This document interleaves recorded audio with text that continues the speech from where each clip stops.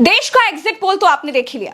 खड़गे ने 295 सीटें लाने का दावा कर दिया। इंडिया गठबंधन कम से कम 295 सीटें प्लस 295 से ज्यादा आएंगे, कम तो नहीं आएंगे। नेता तो दावा करेंगे ही, लेकिन भारत के टॉप 8 वरिष्ठ पत्रकारों का एग्जिट पोल क्या है, ये जानना आज बेहद जरूरी है। देखिए, गोदी मीडिया पर तमाम एग्जिट पोल आकाओं को खुश करने के लिए भी दिखाई जाते हैं, लेकिन आज हम आपको बताएंगे कि देश के नंबर 1 पत्रकार अशोक वानखेड़े अपने एग्जिट पोल में बीजेपी को कितनी सीटें दे रहे हैं। दैनिक भास्कर के दिग्गज पत्रकार केपी मलिक अपने एग्जिट पोल में बीजेपी को कितनी सीटें दे रहे हैं।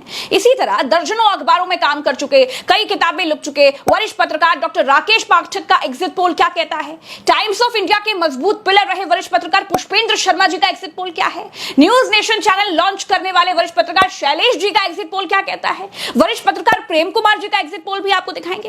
ये आपको दिखाएंगे। शुरुआत अशोक वानखेड़े से करेंगे। अशोक वानखेड़े जी, आपके एग्जिट पोल में बीजेपी कितनी सीटें जीतेगी, बहुमत है या फिर नहीं है? देखिए प्रज्ञा जी, पहले चरण से लेकर आखिरी चरण तक हम जिस हिसाब से चल रहे हैं, और ये आंकड़े मैं पहले भी बोल चुका हूं, मेरे हिसाब से बीजेपी का अपना खुद का जो टोटल सीट्स रहेगी ये 230 से 235 के बीच में रहेगी, ऐसा मेरा आकलन है। और उसके बाद एनडीए गठबंधन जो है, अभी इनके पास कोई एनडीए गठबंधन, एक जनता दल यूनाइटेड है, नीतीश कुमार, वो आज दिल्ली आ रहे हैं, कुछ कांग्रेस के नेताओं को मिलने की बात हो रही है, पता नहीं फिर पलटी मारेंगे नहीं मारेंगे। और दूसरा एक इनके पास सॉलिड ब्लॉक है, वो है आंध्र प्रदेश से टीडीपी का इतिहास रहा है, जिसके साथ चुनाव लड़ता है वो उसके साथ अक्सर नहीं रहता, तो वो देखना है टीडीपी कितना लाएगा, क्योंकि आंध्र प्रदेश का भी एक लिमिटेड है उनका।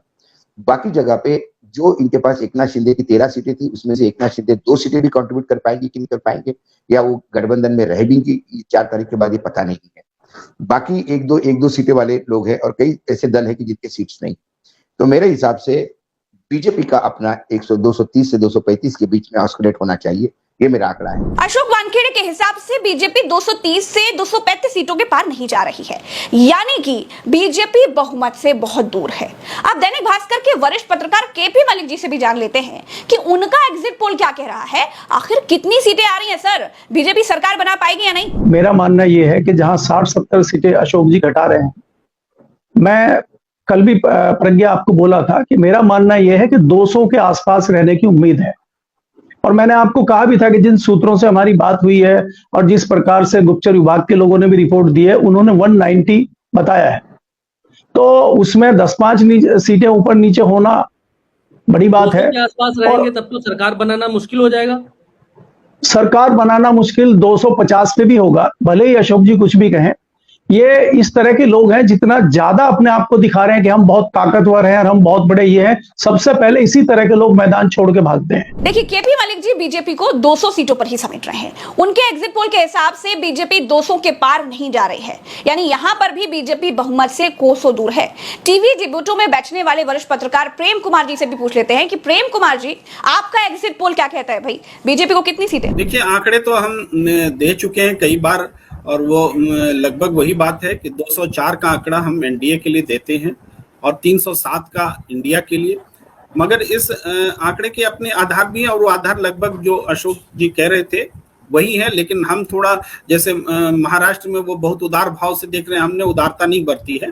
हमने पूरे जो एक्सपेक्टेशन है उसको रखा है कि नहीं 30 सीट आएगी इंडिया को, तो आएगी, इस तरीके से रखा है, तभी ये 300 फिगर पहुंचता है। अगर उतनी उदारता रखेंगे तो फिर नीचे जाएगी। तो ये है, अब है कि हमारे उदारता बरतने या निर्मम होने से तो कोई परिणाम बदलने वाले नहीं है, जो होना है वही होना है। तो जनता जो है एक रूट तय कर लेती है करना क्या है, और हम जिसको जनादेश बोलते हैं, और जनादेश सत्ता को उखाड़ने का है, ऐसा साफ साफ महसूस हो रहा है। दोस्तों, प्रेम कुमार जी के एग्जिट पोल के हिसाब से तो इंडिया की सरकार बन रही है। इंडिया को 300 के पार प्रेम कुमार जी देख रहे हैं।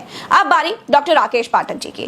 डॉक्टर राकेश पाठक जी दर्जनों अखबारों में काम कर चुके हैं, कई किताबें भी लिख चुके हैं। सिंधिया पर लिखी जिस किताब पर सबसे ज्यादा विवाद हुआ था वो इन्हीं की थी।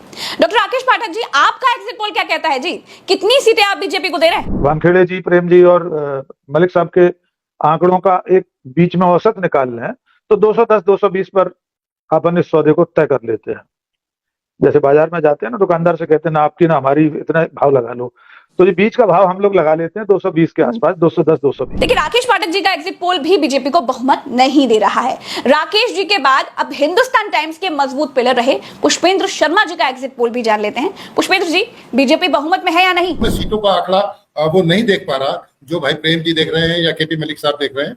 मैं थोड़ा सा भाऊ साहब से थोड़ा सा आगे हूँ, लेकिन बात वही है। उसमें एक बात इंपॉर्टेंट आएगी भरत जी, जो बात अभी प्रेम ने कही थी और शायद केपी मलिक साहब ने भी कही थी कि उनके साथ कोई जुड़ना नहीं चाहेगा, और अगर पोस्टपोल अलायंस होगा और अगर बराबर आ जाते हैं दोनों अलायंसेस, तो मुझे लगता है कि इंडिया ब्लॉक से जुड़ने के लिए लोग दौड़ेंगे और इनसे दूर भागेंगे, क्योंकि वो मित्रता कहीं कहीं कंपल्शन वाली थी, कहीं वो दबाव वाली थी, कहीं किसी और तरीके की थी। तो उस बात से मैं बिल्कुल सहमत हूँ और मुझे लगता है कि बहुत कांटे का चुनाव है।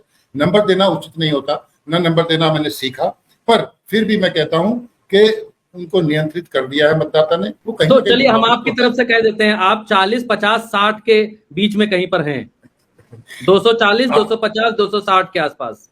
आप बिल्कुल भरत जी कह सकते हैं। पुष्पेंद्र जी खुलकर तो नहीं बोले, लेकिन उन्होंने कहा कि बेलगाम सरकार के मुंह में जनता ने लगाम लगा दी है, यानी कि बीजेपी अकेले दम पर बहुमत नहीं ला रही है।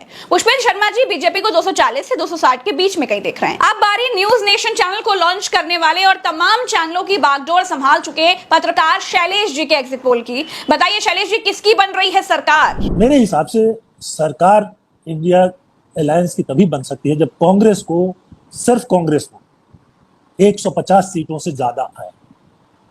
अगर कांग्रेस इस 54 को 150 पर नहीं ले जाती है तो इंडिया अलायंस की सरकार बनती हुई मुझे नहीं दिखाई देती। अब कांग्रेस ये सीटें कहां से लाएगी? कांग्रेस के पास जो ये सीटें 100 सीट करीब बढ़ाने के लिए जगह है, वो क्या है?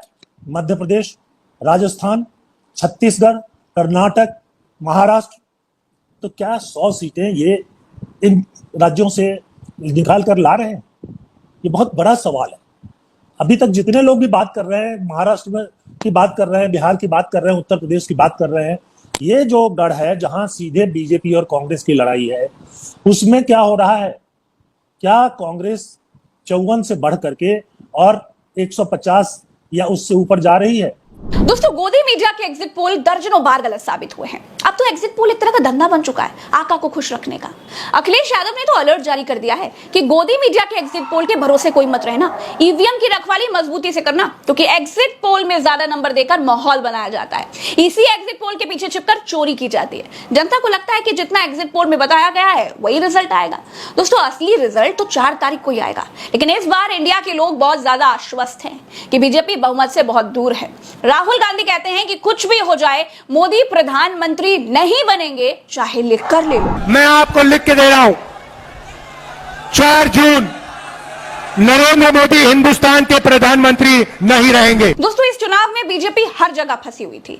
10-20 सीटों को छोड़कर कोई ऐसी सीट नहीं है जिस पर यह कहा जा सके कि बीजेपी इस सीट पर क्लियर जीत रही है। हर जगह इंडिया ने फंसा रखा है। जो राज्य बीजेपी ने क्लीन स्वीप किए थे, उन राज्यों में भी भारी नुकसान दिखाई दे रहा है। इस वीडियो में फिलहाल